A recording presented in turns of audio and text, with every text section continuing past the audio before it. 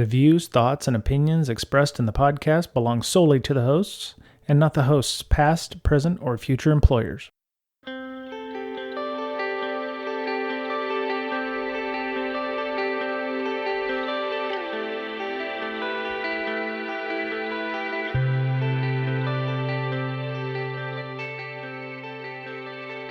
Hello, everybody.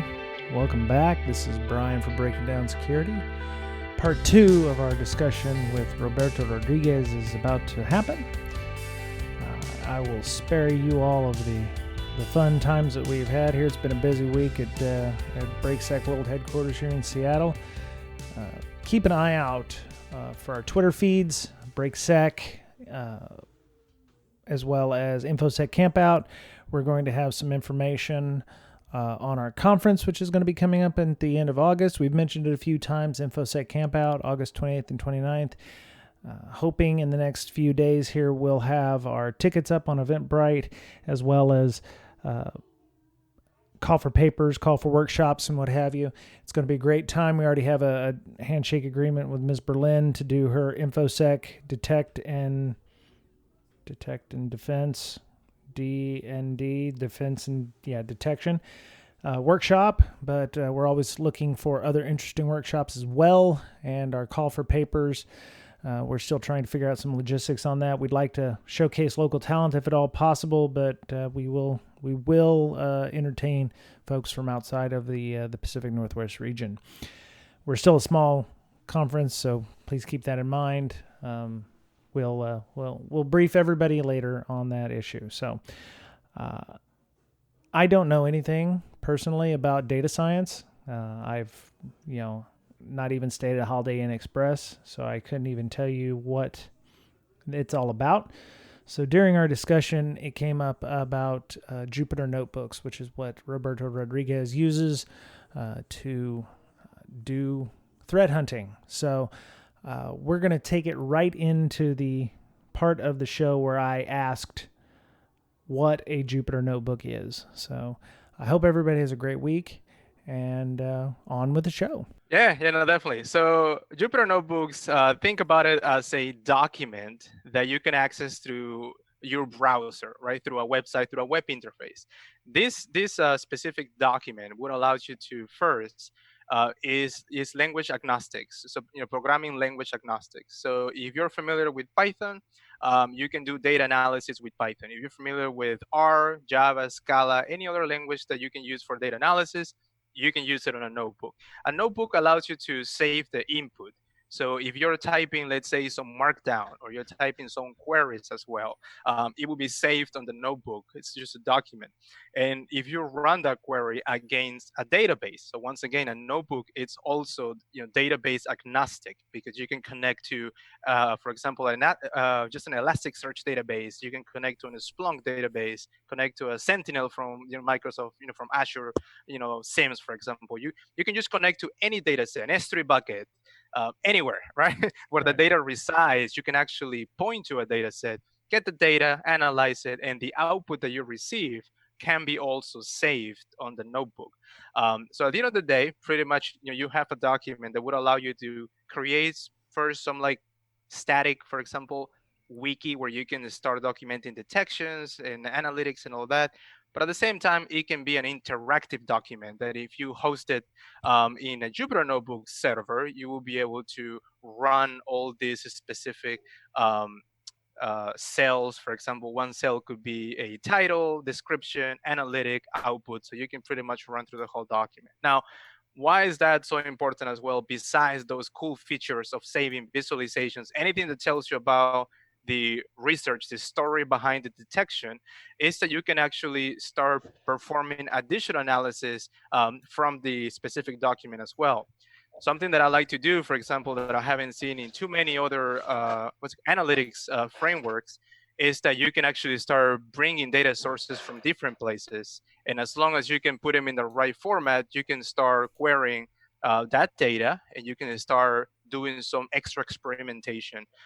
Notebooks are not new, are new to the cybersecurity community, to the InfoSec community, but notebooks have been used for years for the data science community. So anything related to analyzing data from a basic Boolean A and B or C type of query to a SQLite, to a basic statistical model, all the way to like machine learning models, for example, are done. I would say most of the open research that I've seen in Jupyter Notebook. So that's the power of this like document that allows you to take your also data analysis level, analysis skills to the next level if you are capable to do it with the tools in there. Yep, and you can import any libraries that you have in Python, for example. So you can bring a lot of tools to this awesome technology, which is a Jupyter Notebook. Okay. Yep. All right, and I actually there's a link in the show notes to like Jupyter Notebook Beginner's Guide for the stupid people in the in.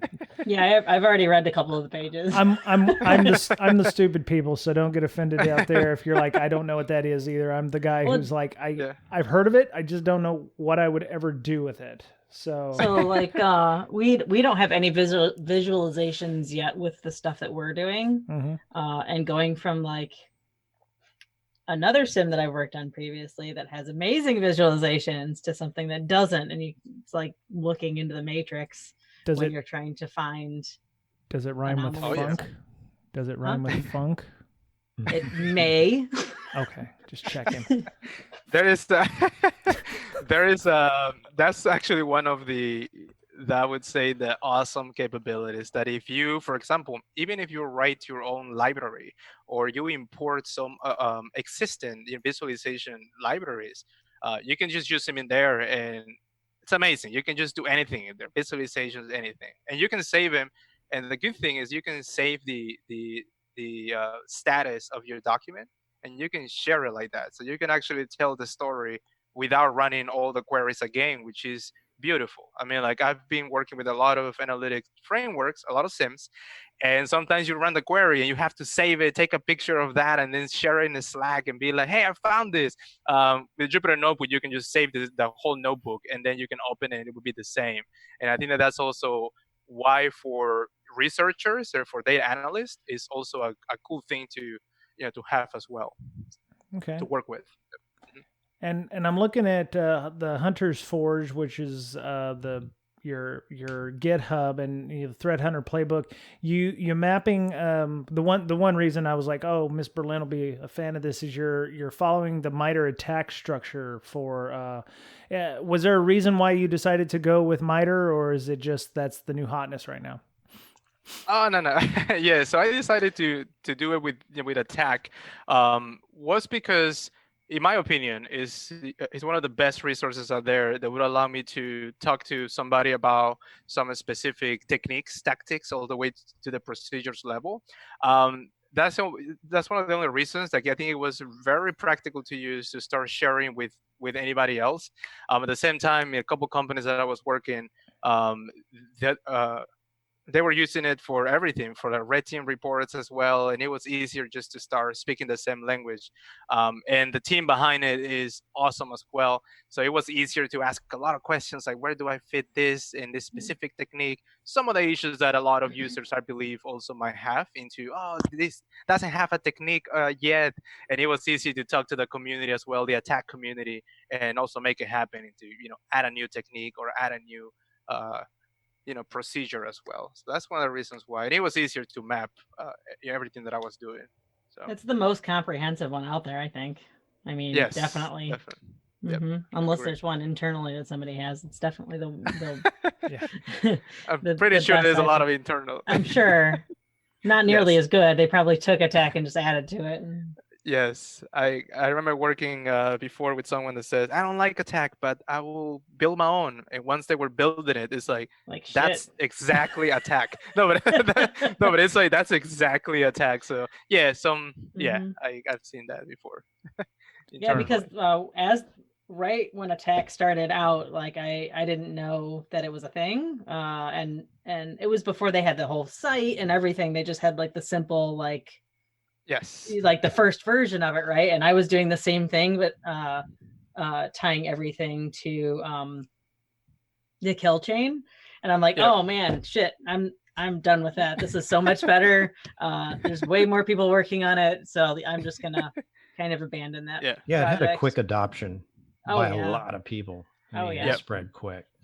It's probably because we had it on the show back in like 2015, 2016. Oh, very nice. So That's completely what it was. Yep. Don't patronize me, Ms. Berlin. I heard that. Sounds like my mom when you talk like that. Anyway, no, I'm just kidding. Yeah.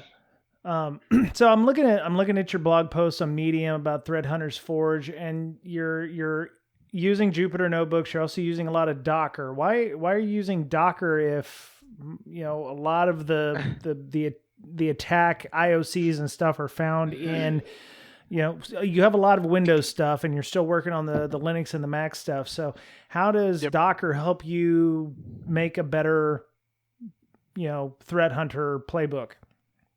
Yep. So Docker in the 300 playbook. Well, first, it's very easy to share the specific environments that I'm working with. So if I just pack everything on a Docker image, very easy just to share it. Somebody just have to download it, run it. It's very easy to do. But from a 300 playbook perspective, Docker is used to deploy the, I would say, Jupyter notebook servers. So that's, I would say, the only capability that it's given to the project, the 300 playbook, the Docker images that get, with the project. And I think that's very easy to deploy this environment in the cloud, because once again, the 300 playbook comes with these notebooks that they need to be executed somewhere. And if you do not know, of course, right, how to build your own Jupyter notebook server, which is one of the big obstacles for a lot of people to even try to adopt Jupyter notebooks.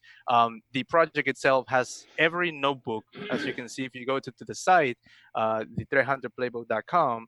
Every notebook has a link on the top that says binder, and that allows you to deploy a Jupyter notebook server with the notebook itself that you can run it in the cloud for free. And so that's what the Docker images are in this specific use case. They're just to build the servers, and they're already pre-packed with all the libraries that you need. Now, the good thing about, to answer the question into how dangerous it could be, is that the project binder itself, which is the one that builds the open cloud infrastructure for you to use it with Jupyter notebooks, they actually have a lot of security rules on this Kubernetes cluster. And they actually block a lot of, I would say, connections to through specific ports and all that. So it had some additional security on the top that it's actually taken care of by another team that work in the Barclays Institute or University. So they're doing all this research about deploying this Jupyter notebook infrastructure in the cloud. And I use it for cybersecurity. They make it available for data scientists, and I just took that idea and pushed it for InfoSec. Okay. But they take care of some of the security on the top of that. Yeah. Nice. Okay. What's the upkeep and maintenance like for this system? Because it sounds like not only do you have to have a SIM to aggregate all your logs and do all this stuff, but you also have to have a your Docker environment has to be cloud-based. I mean, there seems like there's a lot of moving parts here. How does an organization who may want to start doing this or to work through the whole process of this get established?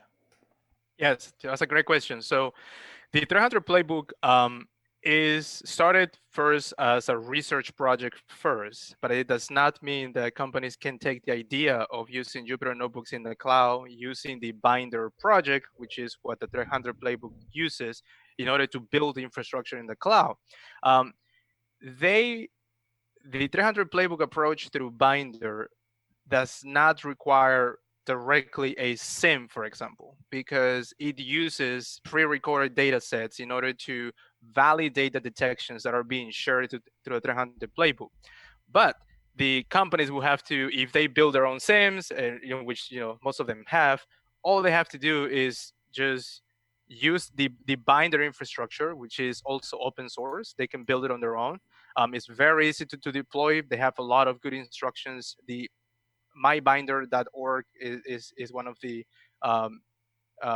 public binder builds that they offer to the community, and all they have to do is have the right library to connect to their SIMs or databases to collect the data and analyze it. So I think that the same type of, I would say, maintenance that they do to their SIMs, they will keep doing the same, but the 300 playbook, it's like a different project that sits on the top of any other database that might be out there that you want to query data from Jupyter Notebooks from. So I would say that there is not much maintenance on the 300 playbook side because it's all automated through Binder. People will still have to do their own, maintenance on their sims and all that, which is something that 300 playbook does not share or do or anything on the top of the project. So, yep. Do you happen to give training on this kind of stuff? Because I could use a day-long class on just how to understand all the technology underlying. Because, like I said, I'm freaking old and I don't get this shit. So no, definitely. So I'm planning on doing some training.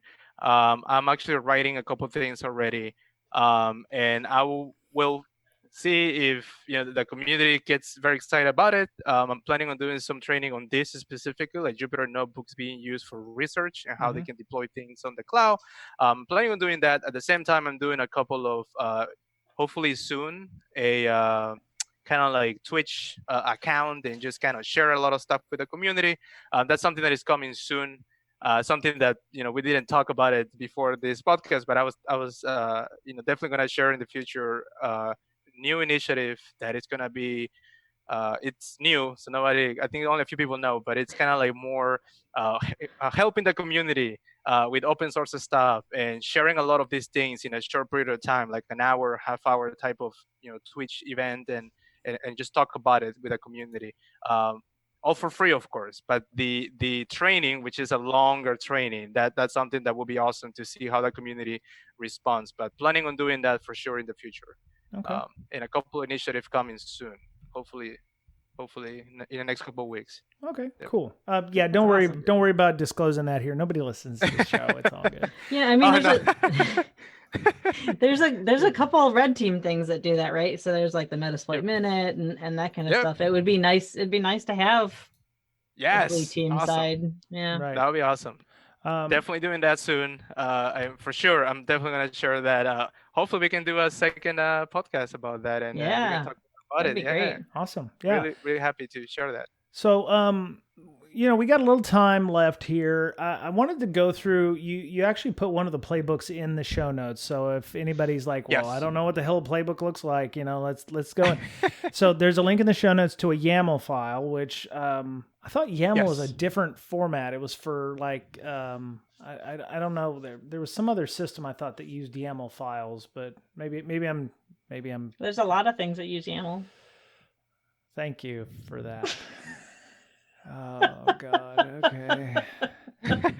This is why I'm here. She's just like, oh, you poor man. Yeah. Anyway, so let's go through the format. I'm assuming is this an established format, or is this one you've decided on that works well, or Yeah. So this is a format that I decided to go with. I got some initial feedback from the community, not a lot of people, and I think that the idea is how to make it even easier to follow.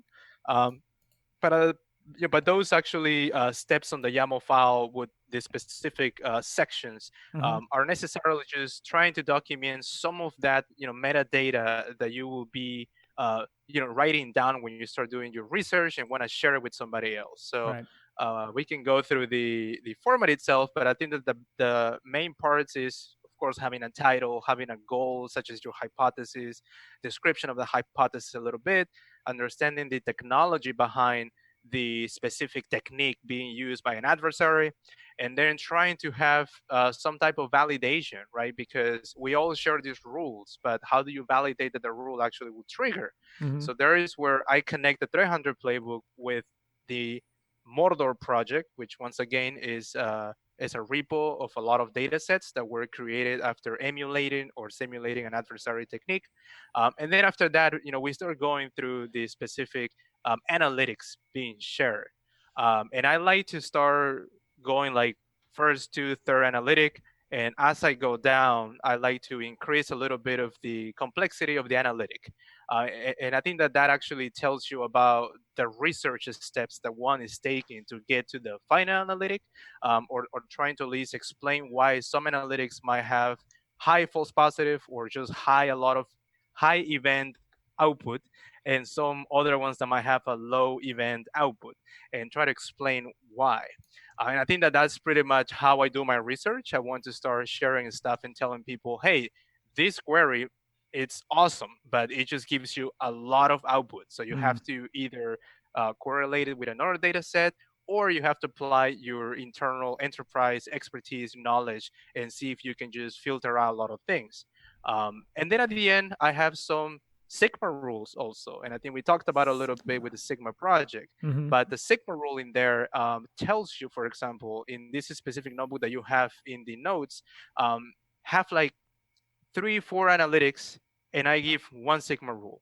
And that's telling you that the Sigma rule, I can express my first basic query or some of the queries that might be useful for this notebook or detection playbook, and can be expressed. I can actually share a Sigma rule, but I cannot share a Sigma rule when I start getting into joins and all those things. So that's also to tell the community that I support the project, makes sense, but there is also some extra research that is being done on the top that might not be easy to express at some point. So that's also something that definitely we talk to the Sigma team and tell them, this is some of the limitations as well. But the notebook itself shares the steps all the way from the title all the way to specific rules being shared for the detection. Yep. Okay. So you've got here attack coverage. You have a technique. In this case, the technique is mapped to a specific part of the attack matrix, or is this? Yes. Okay. All right. Cool. Yep.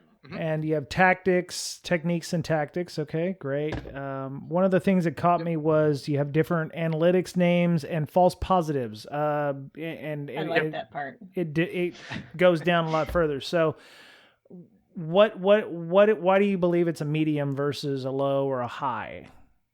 So, I would say, for example, in that specific notebook, if I go to the first one, analytic number 1. It talks about looking for any processes that are executed by non-system accounts, but the processes have WMI PRVSE as a parent, for example. And when I run this, so if I look in any sim, parent WMI PRVSE, and show me all the child processes, some environments actually have, I'm going to be honest with you, none. I don't know if that's because of telemetry. There is actually not events actually showing up. Some environments might have 50, 60, of course, depending on the number of hosts. But I can see that this is not an analytic that will give you hundreds and thousands of events, like thousands and thousands. It might give you probably 50, a couple hundred, maybe, depends on the specific environment. But I've seen more of those, a couple hundred, 50 around those numbers, not a crazy number. So for me, that's a medium type of potential false positives that are out there, because you have to go deeper, understand why this child process was executed from WMI PRVSE. And I think that's pretty much when I started going to this, ways to show the medium, low, and high. If you go to the analytic number 3, for example, in this specific document, that analytic, when I started joining the first analytic that I just talked about, and I joined that with the same user in the same user logon session of the child process of WMI PRVSE. If that session, it's pretty much mapped to a network logon session, which is in logon type 3. When you authenticate from a box to box, the destination box pretty much documents that someone authenticated to my box, and this is a network logon session. Let's say the username is, I'm going to use my dog's name because I use it everywhere on my presentations, Pedro. So Pedro authenticated from computer A to computer B. And after Pedro authenticated with this network logon session, then the same session with the user showed up as a child process of WMI PRVSE. That's actually additional context that would tell me this specific process that WMI PRVSE is launching is actually part of a network authentication event. So that would map my detection of WMI for lateral movement. But that specific combination, I have not seen in a lot of environments. So that's something that I could tell you it does not happen all the time, or once again, hundreds and thousands of events. So that's kind of like a low type of false positive potentially in an environment. So that's how I go about these specific fields. Adding more context to the initial rule would definitely tell me more about the level of output that I get. And most of the time with that third one is low. So. Okay. Would you, do you plan on having more fields added to this? I mean, would it be like having CVE numbers attached to some of these things, or like, specific name of something like shell shock, for instance, or, MS 1710 or something like that? Is there a way for somebody to have those in there, or would that be in like the description talking about the types of vulnerabilities those are? Yeah. That's a good question. I think that's something that I'm doing already in some other projects where I use YAML as well, is to add the metadata field that if you want to add more metadata, I can actually, parse it when I push this YAML file to a notebook format. Because the YAML file right here is used to create the notebook later and then present it in the website as an HTML file. So yes, I'm actually planning on adding this like metadata field, so people can add more fields to it as they go, because at the same time, if I start creating main fields for everything, then it just creates this massive YAML file. So I'm trying to give the flexibility to the user to add as many fields as they want to in there. Yep. Okay, and you said this is database agnostic, so I could put it in a SQLite all the way up to an Oracle database? Yeah, so the notebook itself, right, it would just be showing up in your notebook server, but then you can connect to any other database. That's what I meant with database agnostic, that you can collect data from any database that allows you to have let's say, Python client collecting data from any other database out there. Okay. Very nice. Yep. So let me see, what else do we have to discuss? Somebody put a question down there at the bottom about attack. Who put the no, I was just wondering if you're just continuing to write different playbooks for different stuff, and like, do you have a process of how you went about picking the ones that you have already? Yes. Yeah, so I decided to start working with with offensive security tools, the OST conversations in Twitter. I decided to go with anything that I find on public open C2 frameworks out there, and I think that also allows me to start working with what not most of the time, but I've seen a lot of adversaries are there just taking these C2 frameworks and using them. So that's my process. I try to cover as many C2 frameworks as possible. One of the things that you will see on the Mordor project, not on the 300 playbook project, but on the Mordor project, I have a lot of data sets from Empire and from Covenant, and also I have data sets from Caldera, from from the MITRE attack team as well, or the MITRE team. So I go about C2 frameworks that are public already out there. That's how I go and start doing one by one. Yep. Okay. I noticed that there was one thing in the YAML. I don't know if this is something that should be in there, but is defense. So, I mean, you're detecting everything, but there's no discussion on how to defend against it, or like, oh, congratulations, for instance, WMI is being used and, somebody's invaded your site. How do you fix that? There's no defensive section in there. Yes, definitely. So that's a great question, actually, because there is a couple of people that mentioned some of that, where how do we connect for example, my instant response playbooks? How do I connect my configurations that I'm also applying in order to protect from these techniques? That's something that I was thinking on adding as the metadata field to allow somebody to also plug this format to whatever they're building. I believe that I can do some additional research and start providing some of those mitigation capabilities as well. I have not done that yet. My initial focus was to do the research, tell you what data sets would show the telemetry that you will use for your analytics or for your rules themselves, and then how you can use them to detect the potential behavior. But I have not done the additional piece, which is more like either incident response or also mitigations as well. Okay. Can you guys hear me? Yeah, it was a little garbled there. Was I the only one hearing that? No. Yeah, no, it just went all like you sound like a robot kind of. Roboto. Almost. Yeah, it sounded like sorry. Yeah, you're still sounding like Roboto. Can you guys hear me well now? It's the same. Try unplugging your mic and plugging it back in. Let's see.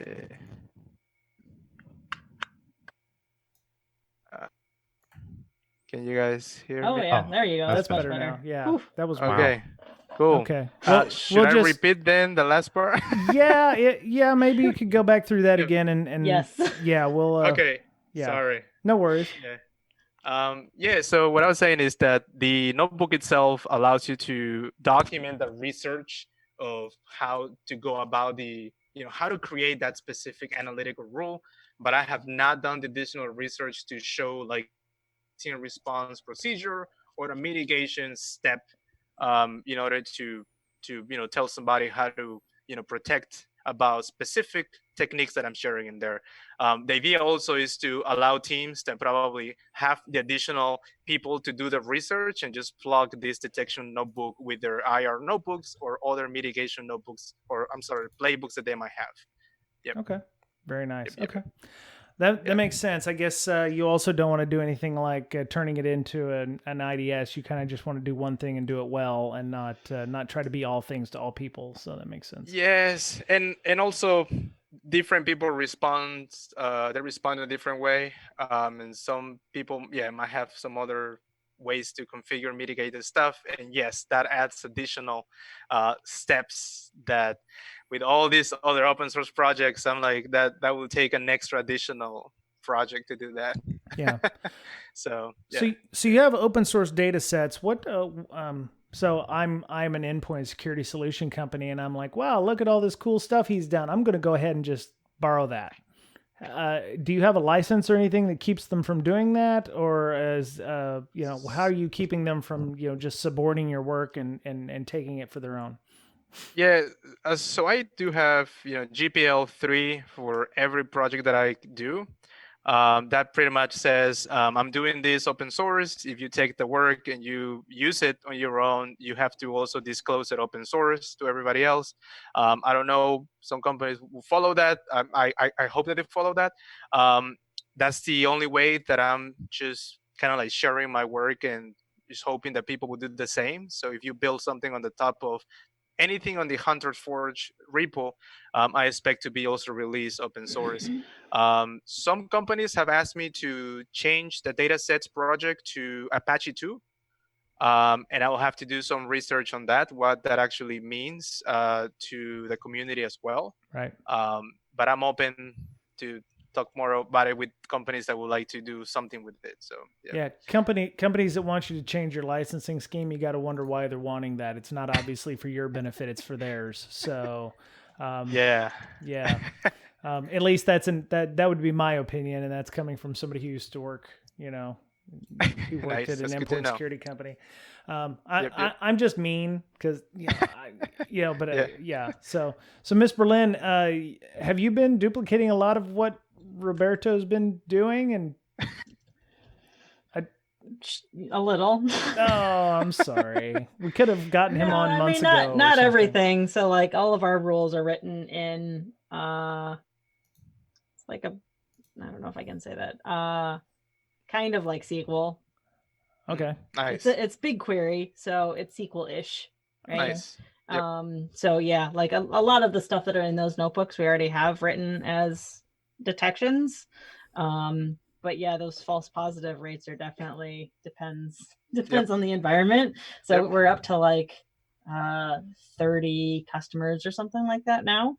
And yeah, you definitely have to test against each one, because some of them have super clean environments and they're sending you lots of logs, and others have no idea what they're doing, and lots of false positives, lots of terrible things going on in their environment. Yeah, it's definitely interesting sitting at that side of it, because you don't have as much control of what's going on. But you do when the logs come in, right? So you can parse out all the fields that you want and all that kind of stuff. But that's something that I'm working on a lot, is like the attack part in the lab, to prove that my stuff works. So anything I can do to do less manual work is fantastic. Yes. That's awesome. So the attack matrix is rather large, and for some, does this work for all parts of the attack matrix, or are there some places where it just doesn't make sense? That was a question. Wait, was that a question to me? Either one. Okay, I wasn't paying attention. My kid needed something.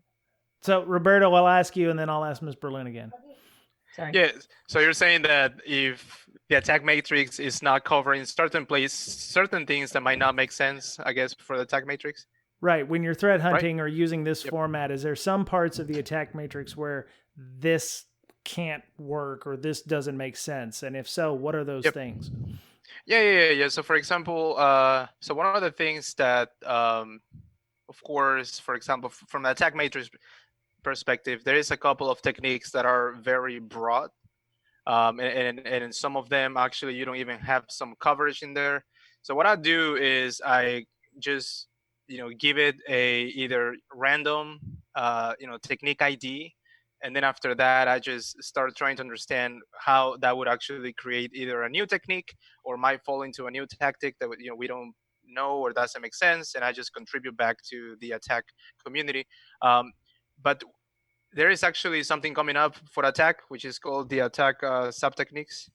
And I think that would actually go a little deeper into some procedures that actually might make sense to have their own sub-technique rather than, be part of this broad, technique on the attack matrix. So, What's an example of a sub-technique? Maybe Miss Berlin can answer that one if she knows. Example of a sub technique? Yeah. Yep. There is actually a blog post by the attack folks, and they have all that information there. Give me 1 second. I'll put it in the notes right now. Oh wow! Apparently, it's been Googled enough that attack sub techniques are a thing that came up. Okay. Yeah. Oh, here it is. Yeah, attack sub techniques preview. So I'll just share that in the notes real quick at the bottom. Dude, I'm still just working on the regular ones. Yeah. Sorry, you're going to have to start all over again, Miss Berlin. Sorry. Yeah. There it is. So, for example, just add on to them. Oh, all right. For example, they have one example in there. Actually, they have a table in this blog post that I shared in the notes. And for example, let's say they have one example in there which says the account manipulation. Yes, account manipulation is a persistent technique, and the sub-technique would be modifying permissions or modifying the account settings. So not the permissions themselves, but actually the accounts, settings themselves, not just the permissions. So I think that's kind of like the way how they're trying to do it. Credential dumping is another one, because you can pretty much get credentials from the security accounts manager database. You can get credentials from, cache credentials. Or from memory, for example, things like that. So I think that they're trying just to break it down into what actually would make sense to call a sub technique as well, and how to help people working with the techniques overall. So there is a table also, once again, in this blog post that I share in the notes, and you can see how they're trying to break it down, which is very interesting. Yeah, I see that. Okay. So let's say I'm in a dev heavy environment and I want to use this because let's say, what was it? The recent sudo vulnerability came out that was a local privilege escalation because of a buffer overflow. How would you draft a threat hunt if somebody was, for misguided though they may be, they're trying to use the sudo attack as some kind of way of gaining privilege onto the environment? I mean, is it even possible for things like buffer overflows? Can you oh yeah, you need to search for buffer overflows. Well, that's easier said than done. Or, is it just looking at a version string going, okay, you don't have the right version of sudo, you're vulnerable? Yeah, that's a good one. I mean, I haven't, I would say, done research on a buffer overflow type of technique, but I would assume that I would take a similar approach that I take with these techniques that I work on. First, I want to understand the technology behind this technique, how it's being implemented and all that, or the vulnerability being pretty much exposed and all that. And trying to find, of course, after I do the this layer approach to understand the technology from the high level overview of either a script being used or all the way to what the vulnerability actually look like, and then find the telemetry, telemetry surrounded this vulnerability on the system and see if there is any telemetry that I could use. And of course, not every technique like that one, for example, if there isn't a specific privilege escalation, not every technique will have the telemetry available, so we'll have to understand how to enable or complement that specific, technique. The escalation of a user, for example, that going from a regular user to, let's say, a system, that specific behavior, which probably is past the buffer overflow technique somehow, right? That specific behavior of one user to an elevated user, there is in Windows there is telemetry to tell you that there was a user that elevated. I assume in other systems will be similar telemetry, which will have not much to do with the vulnerability being exploited itself, but probably will give you telemetry around the behavior of a user going from a regular user to an elevated, most likely system user as well. Okay, that's how we'll go about it. Okay. Does Mr. Betcher, Ms. Berlin have any other questions? I have one left, but I don't want to hog the time. So I lost it. Oh, I'm sorry. I had it, but I lost it. Okay. So as a person who hunts threats, it must get lonely sometimes, somewhat being out there by yourself. How would people who want to maybe help contribute to the project do so? Oh, yes. So I'm in Twitter first. I'm actually, checking my Twitter a lot and trying to see some news and also post a lot of the stuff that I do in Twitter. GitHub also, like if you have a question about any project and also would love to collaborate, any GitHub issue would be awesome. Issues are also open to anything if you have a question. The other way is I do host a Slack channel. It's the threathunting.slack.com. I actually got that name when it came out. I was impressed that no one took the threathunting.slack. Oh, sorry. We don't mention other Slacks on here, just our own. So I'm just kidding. No. But there is actually a link that will get you to the free invitation, just directly invitation, and then you get a link just to access it. Okay. I'll put it in the notes right now, but that channel, I opened it because I started traveling a lot when I was doing consulting, and I was meeting amazing people. And that's one of the ways that I was keeping it to talk to everybody from different countries. And then I made it public. It was private for a long time. I was just keeping track of a lot of people. Now we have like close to 700 people around the world, not just the US. Nice. And I'm very excited because I think that people are finding the channel useful to ask any questions. Like, people from different levels of expertise, different backgrounds, and people that just want to talk. Like you're saying, some people are lonely doing hunting, and that happens to a lot of people, right? Right. I tend to stay up late also. And I have people from different countries that just go in Slack and go like, hey, good morning. I'm like, hey, good morning. It's like 2 a.m. in here, but good morning over there. And It's amazing. It's amazing to talk to people from around the world that have the same kind of interests and people that want to share with the community. But I'll share that in the notes as well, the invitation channel link. Okay. Yep. Sounds great. Okay. Yeah. Appreciate that. BreakSec also has a threat hunting and threat intel channel, but you definitely will get more benefit by joining Roberto's Slack on that respect. No, I know that we're good at one or two things, and we people in our community ask us to add things, and I'm like, okay, fine. But I know that there are other more focused groups out there, and this is definitely one if you're looking for IoTs and such. So yeah, definitely. So when you're not on your own Slack, are there any kind of specific Twitter handles that you like to follow, like Bad Packets or anybody like that who put out indicators of compromise or things like that? Oh yeah. So yeah, I have some people that I like to follow. Beyond just indicators of compromise, I like to follow some of their I would say innovative ways to either like abuse a service or understand some of the I would say like hidden also telemetry in Windows environments. I have some. So one of them is Matt Graver. Yes, Matt Graver now with Yes. Red Canary. Yep. I'm gonna share that in there. So he's one of my favorites. He's one of my friends. Also, we have sometimes some cup of coffee, from time to time, because we live close to each other. So that's awesome. I it's interesting because I learn a lot more than just technical stuff with Matt. As a person, he's a great person. He's a great friend, and it's awesome to talk to him. About also other things and cyber and technical stuff. The other one that I like to follow too is Lee Christensen. He works for Spectre Ops.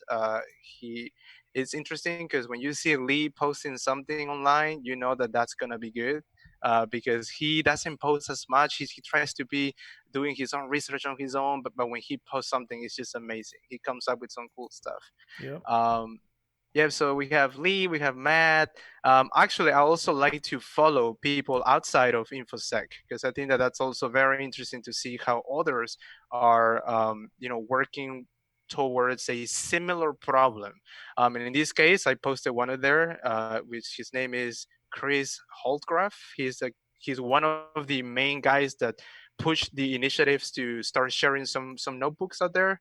The Binder actually project, the Binder community, Chris is one of the ones that pushes this community a lot, and they're trying to push open free research resources, so for anybody to actually share their research for free.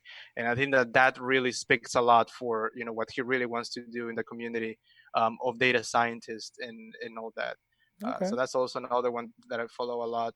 Very cool. And so those are, I would say, the ones. Well, have my brother too. If you guys want to follow my brother, he's also in cyber and he's working on some cool stuff for MITRE ATT&CK actually.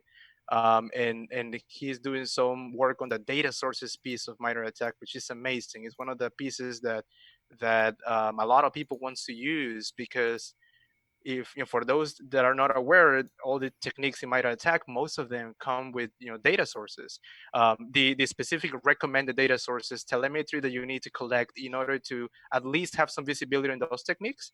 And I haven't seen anybody in the community working to enhance that data sources catalog. And my brother and I are the ones that are working, but he's the one involved 100%. And I can't wait. He's going to write a blog post soon, apparently, about that. So we'll see how that goes, but very excited about it. That's cool. All right. So, wow, we're way over. Okay. I was thinking we were only going to get about an hour, but we're well over. So I appreciate you coming on and enjoy. No, I've learned a lot. I'm going to have to definitely go back and read some of these links in these show notes. Cause, again,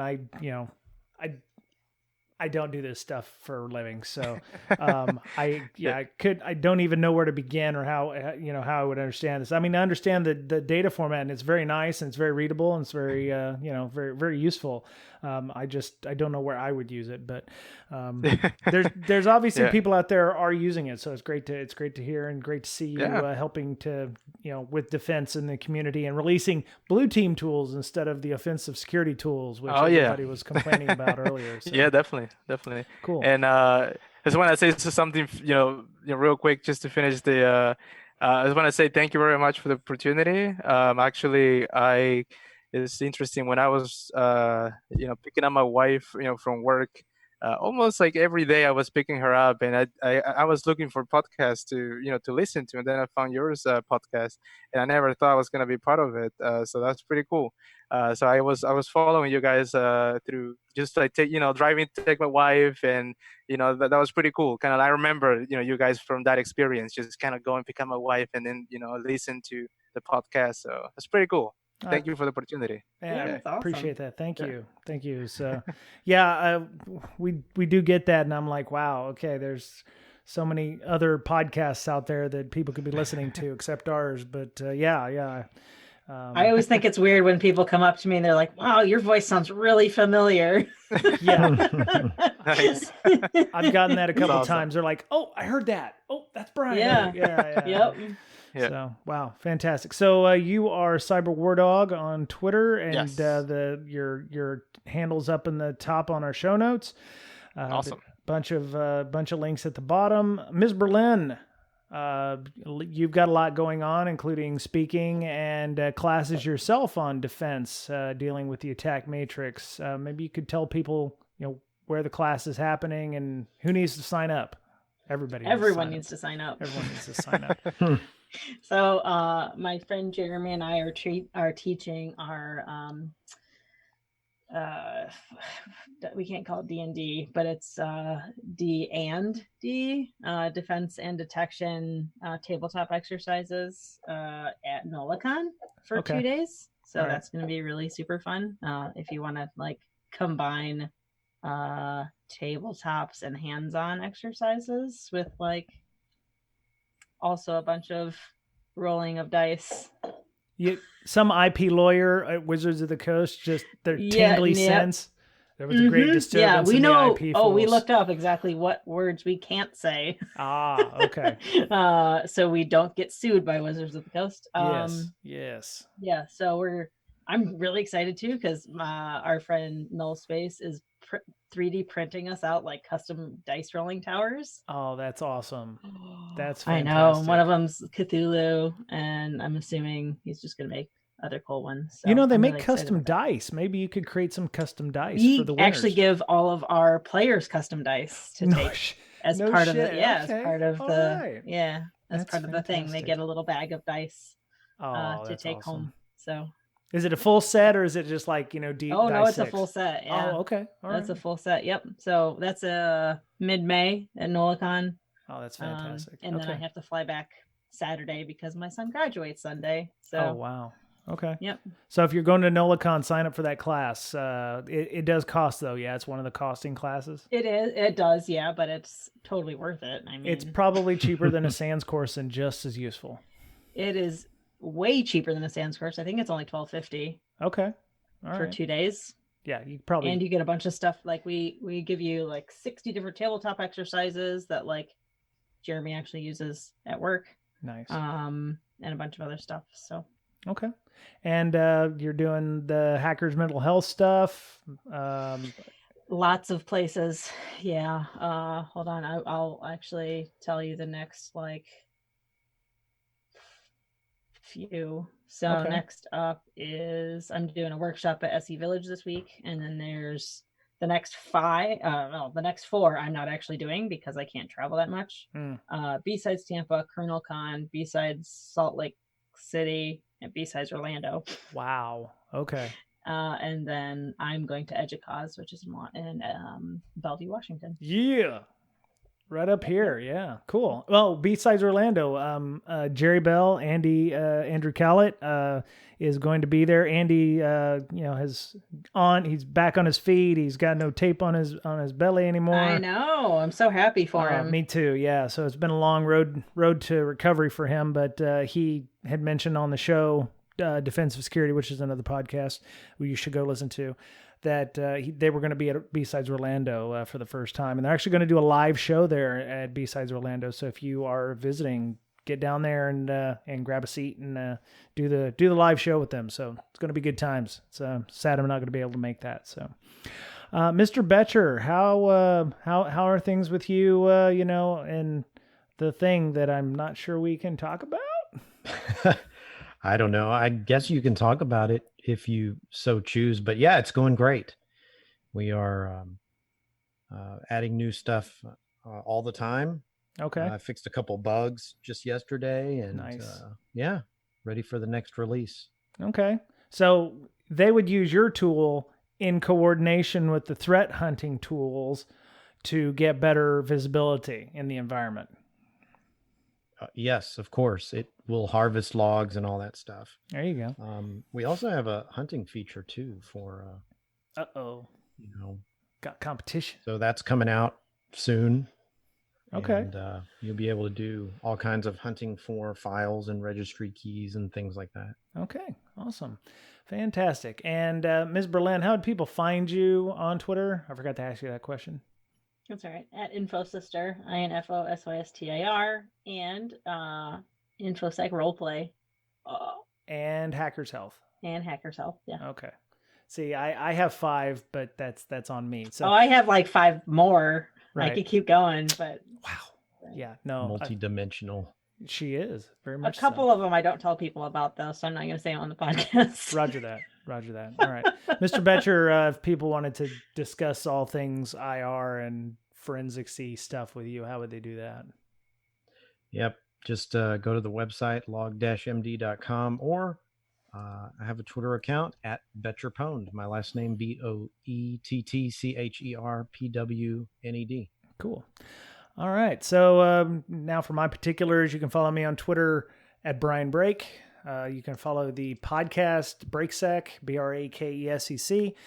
I do a local meetup here in the Seattle area in Bellevue. Actually, it's more like Bellevue and Redmond area, which is near some small software company. Next month, March 4th, we're actually going to be at the Google Kirkland facility at Building D, where we're going to have a speaker. We haven't figured out which speaker that is. Hell, I might actually do it myself because I actually have a talk that I'm going to be giving at UW Tacoma at the end of the month on threat assessments and risk assessments and how there seems to be a disconnect between how PMs do it and InfoSec folks do it. And so I've had to revise my hypothesis and statement of things a couple times now. So I'm going to be at UW Tacoma giving that talk to some graduate students. I'm a guest lecturer. Oh my nice. God. How does that happen? How does that happen? Anyway, so one of our previous speakers here on the show, Debishri, is having me join her class to come and speak for a couple hours. So I get to teach graduate students things. I remotely talked to a bunch of college students the other day, and only half of them had questions. I told Bill to fail the other half. Oh, that's good. Yeah. Oh, that was at Marshall there. Yeah. Yeah, because he's using my book to keep teaches. That's right. Class. That's right. So. Yeah, that's right. Anyway, so BrakeSec, if you want to follow the local meetup here in Seattle, it's CSEC East, SEASECEAST on Twitter. We have a meetup.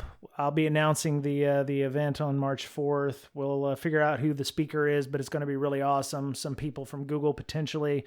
Food and drinks and locations all going to be sponsored by Google. So it's gonna be great. I'm actually happy that they're helping out with that. So let's see. InfoSec Campout officers, Miss Berlin, Mr. Betcher, Matt Domko, Wendy Knox Everett, and Chris Brown, our new strategy officer. We're getting all of that ready to go for InfoSec Campout 2020. And if you're in Vegas at the end of March, I'm going to be speaking at the International Wireless Consortium Expo, a non-InfoSec conference on be doing a panel on IoT security. So I've got to brush up on my IoTs and all the securities and stuff. And it's a non-InfoSec conference. So it's something I wanted to do this year. They were kind enough to give me a free booth. I don't know if it's because I have a podcast and a nonprofit, but they were more than willing to give me free shit. And I was like, oh, okay. So I'm going to be flying down there for a couple of days. If you want to meet for drinks, we'll be at the Las Vegas Convention Center. We'll go have dinner or something. So yeah, there you go. Thank you to our patrons for all their support. We appreciate their help with hosting fees, paying for the Zoom that we're using to do the podcast every week.